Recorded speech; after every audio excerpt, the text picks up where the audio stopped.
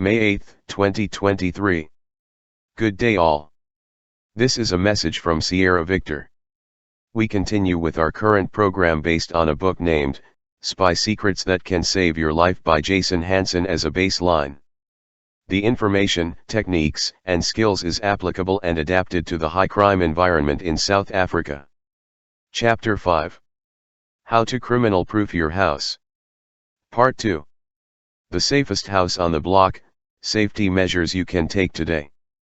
You can start to implement some of the physical tactics that will help keep your home safe from criminals. Line of sight. You want to be sure that you increase visibility throughout your yard as much as possible.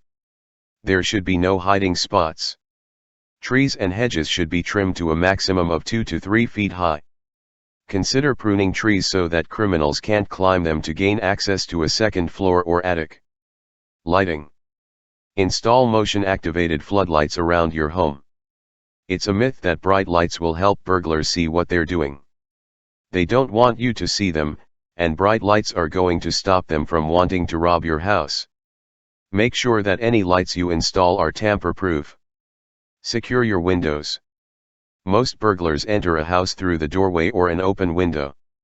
Get in the habit of checking regularly that closed windows are locked.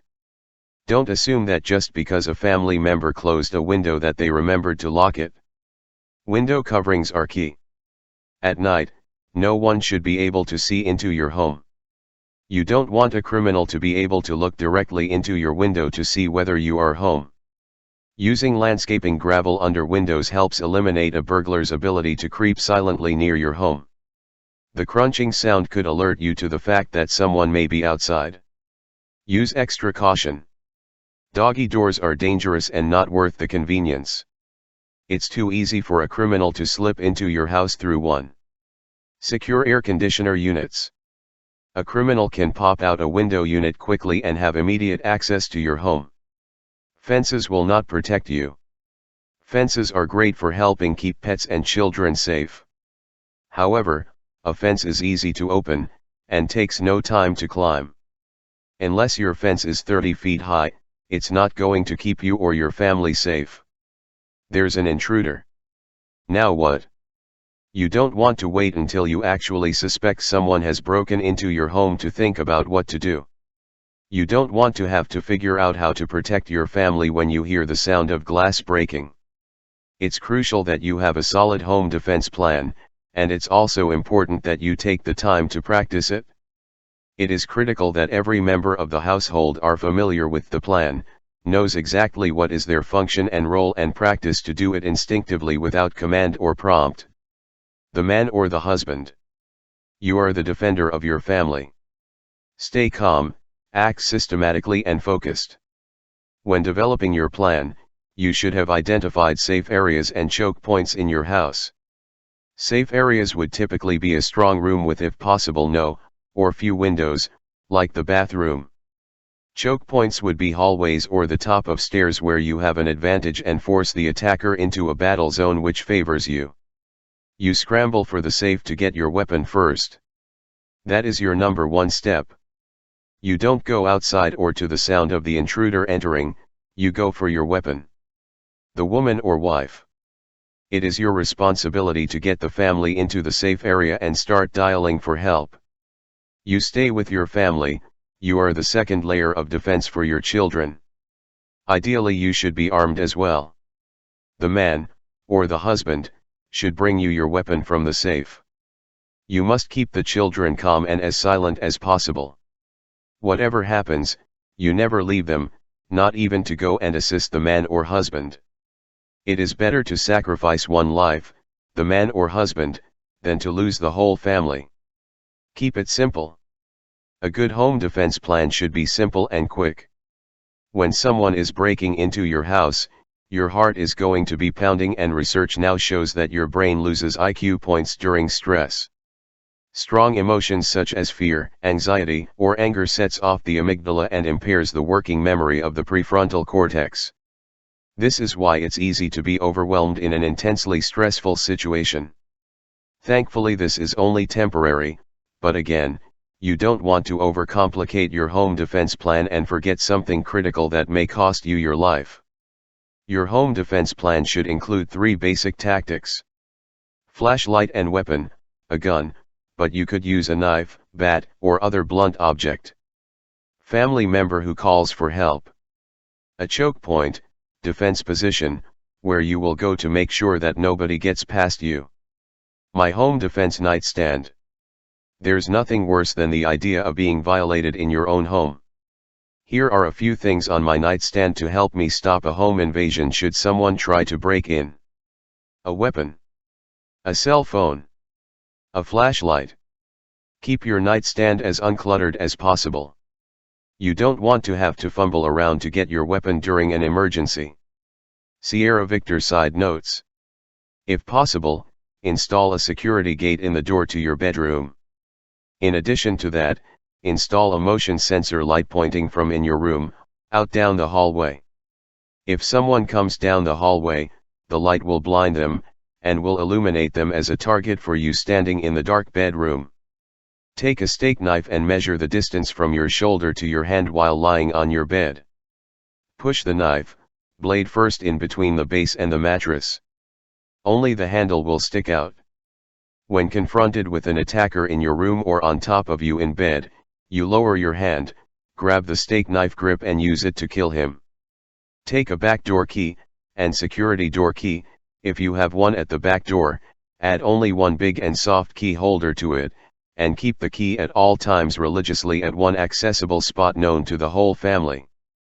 During a home invasion you and your wife might be trapped in your bedroom. The children must know where the keys are in the dark, find it, and open the back door without struggling to find the correct key like in a normal bush of keys. The old rule, big dogs outside, small dogs inside. Never trust your housemaid or garden worker, even if they have worked for you for 20 years.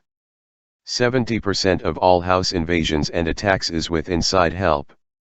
They might not be malicious, but criminals in the townships might blackmail or threaten them for information about your house and your routines. Never ever go outside to investigate noise, leaking taps etc. unarmed.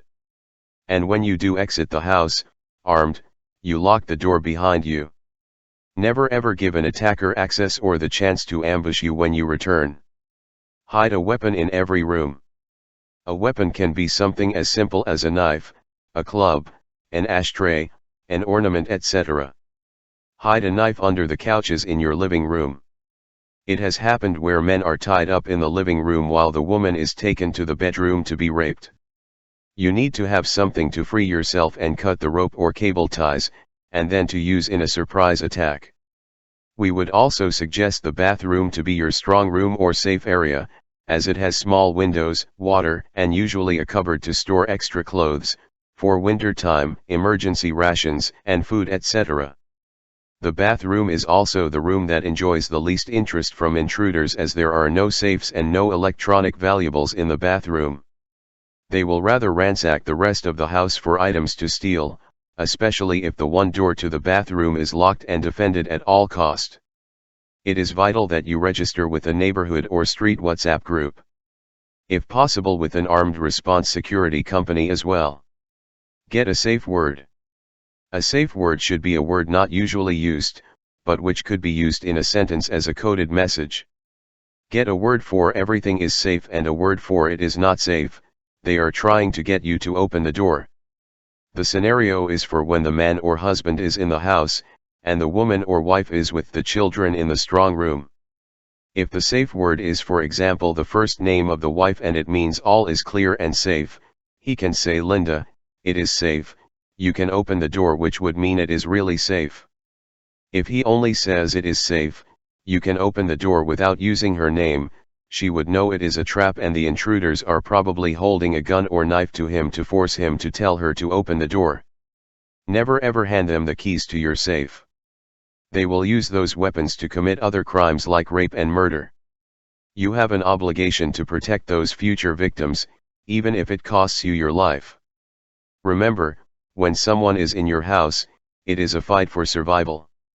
Begging and praying has worked in some cases, but in the overwhelming majority of cases it didn't. Either you kill, or you get killed. Thank you for listening or reading this message.